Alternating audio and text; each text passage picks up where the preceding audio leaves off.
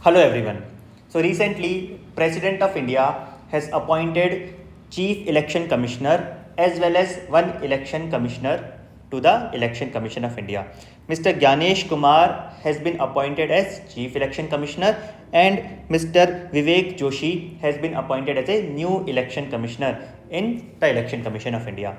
This appointment it has made a huge hue and cry among opposition parties, saying that government has appointed these people in a big hurry. Supreme Court of India was about to hear a petition regarding appointment process in Election Commission of India. So we'll be discussing this issue in detail. What is Election Commission of India? What roles and responsibilities are given to Election Commission of India? How the election commissioners are appointed in Election Commission of India. So moving forward about Election Commission of India, this is a constitutional body, meaning the mention about Election Commission of India is there directly in the Constitution of India. So there are three kind of bodies in polity. One is called as constitutional bodies, the bodies or offices which directly derive their power from constitution. So Election Commission of India will be one example of it, right? CAG, Comptroller and Auditor General will be an example of it. UPSC, Union Public Service Commission will be an example of it, because all of them they directly derive their power from Constitution of India. Second kind of bodies are statutory bodies. What are statutory bodies? The bodies which are not created by constitution but by a law passed by legislature. Be it parliament or state legislative assembly. Example would be Central Information Commission, right? Or Vigilance Commission, Central Vigilance Commission. They are statutory bodies because they have been created by parliament, not by constitution. And the third kind of bodies are executive bodies. Executive bodies, they are neither created by constitution nor by a law. They are created directly by an executive order of the government.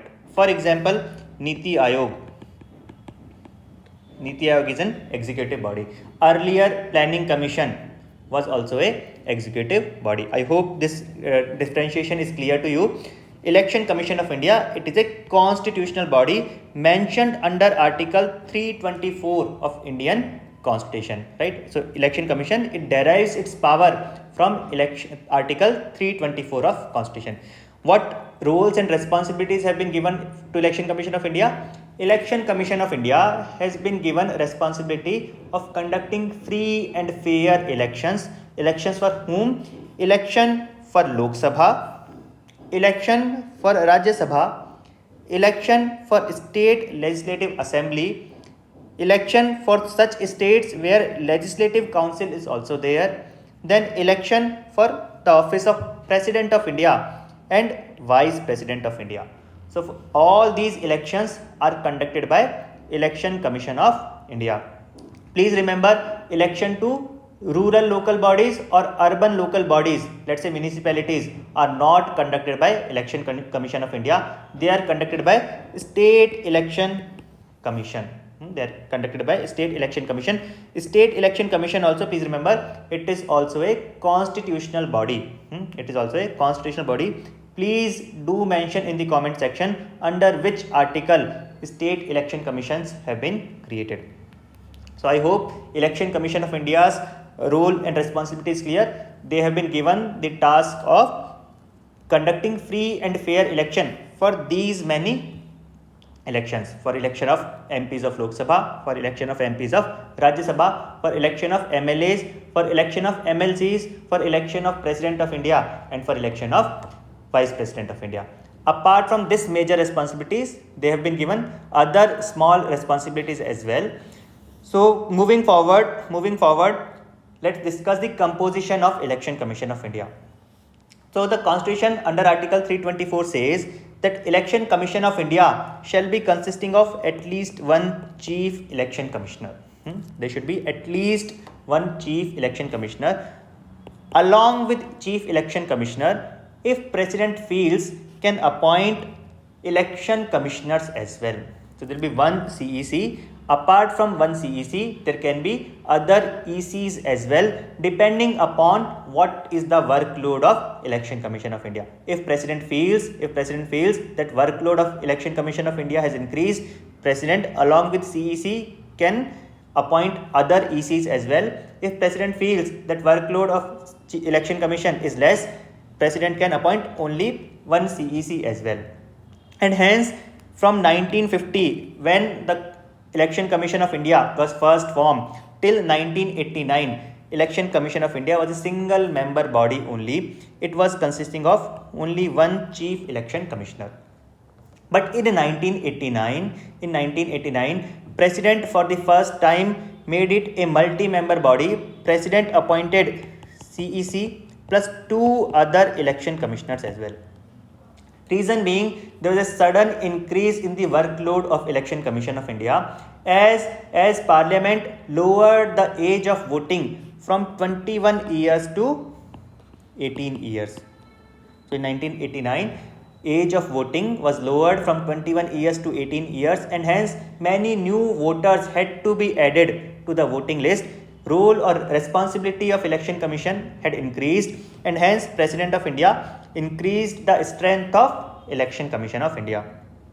Very next year in 1990, President of India again reduced the size of Election Commission from CEC plus two ECs to only one CEC, right?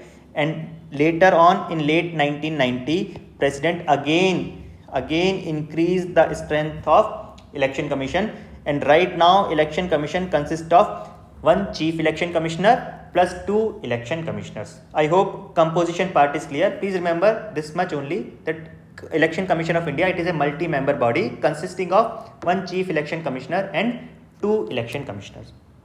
Now moving forward to appointment process.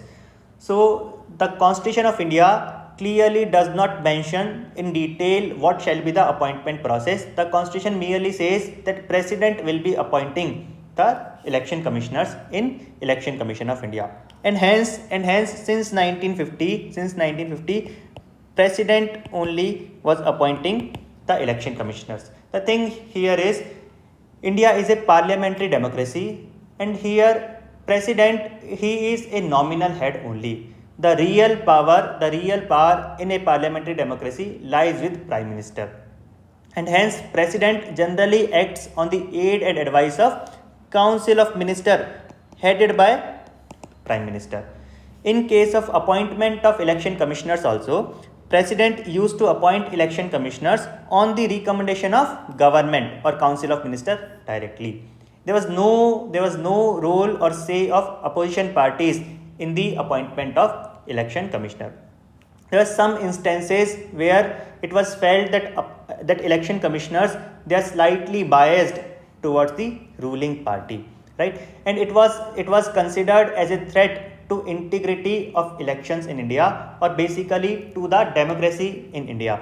And hence Supreme Court took up this matter, and in 2023, in March 2023, Supreme Court passed a verdict saying that we have to maintain the integrity of elections in India. Supreme Court had said that from now onwards, Election Commission of India or the election commissioners in ECI will be appointed by President, but on the recommendation of three-member body. These three members Supreme Court had taken on the basis of recommendation of some earlier committees on electoral reform. For example, Dinesh Goswami Committee,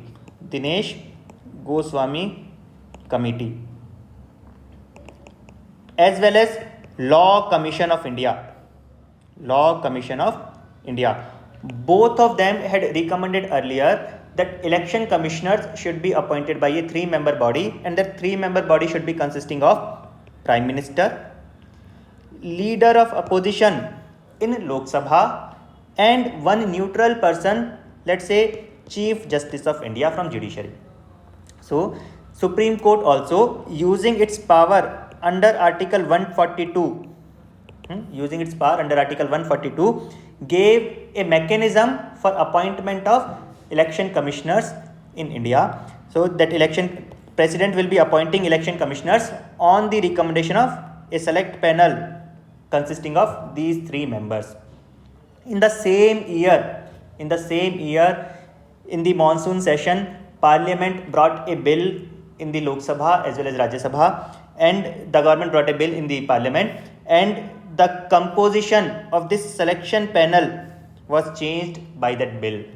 The new bill, it had recommended, or it has asked that the selection panel which will be recommending the name to President of India will be consisting of 3 members only, but those 3 members will be, first, Prime Minister of India, one will be leader of opposition from Lok Sabha, and the third person will not be Chief Justice of India but by a cabinet minister, nominated by Prime Minister. You see, what basically Parliament or government has done here is, in the selection panel they have kept 2 members from the government, or they have kept majority of the government. Even if leader of opposition opposes, majority will always be of government, and government can appoint anybody as election commissioner, right? And hence, even though opposition opposed to this bill, the bill got passed, and from October 2023, this is how the election commissioners are getting appointed in India. President is appointing on the recommendation of this 3-member body. Various PILs were filed against this appointment process, and Supreme Court was about to take up that matter. Specifically on 19th of February also, Supreme Court had kept a date for listening to this matter. This is the objection which Rahul Gandhi, leader of opposition and one of the member of selection panel, has raised. Rahul Gandhi, he says that what was the hurry to appoint these 2 persons as election commissioner when Supreme Court was about to decide whether the process of appointment of election commissioners in India is flawed or not, right? So when Supreme Court within 2 days was about to take up this matter, why government in such a hurry has appointed these 2 members as the election commissioners? So I hope the issue is clear. What opposition want that the panel should be of neutral members, or at least 1 person should be from judiciary, so that government itself does not has a kind of a veto, right? On the other hand, government want to keep the power with itself, and hence there is a tussle between ruling party and opposition parties regarding appointment of election commissioners in India, right? So I hope this topic is clear to you. I would like you people to comment in the comment section how, as per you, how the appointment of election commissioners should be done, right? So thank you so much for watching this video. Thank you.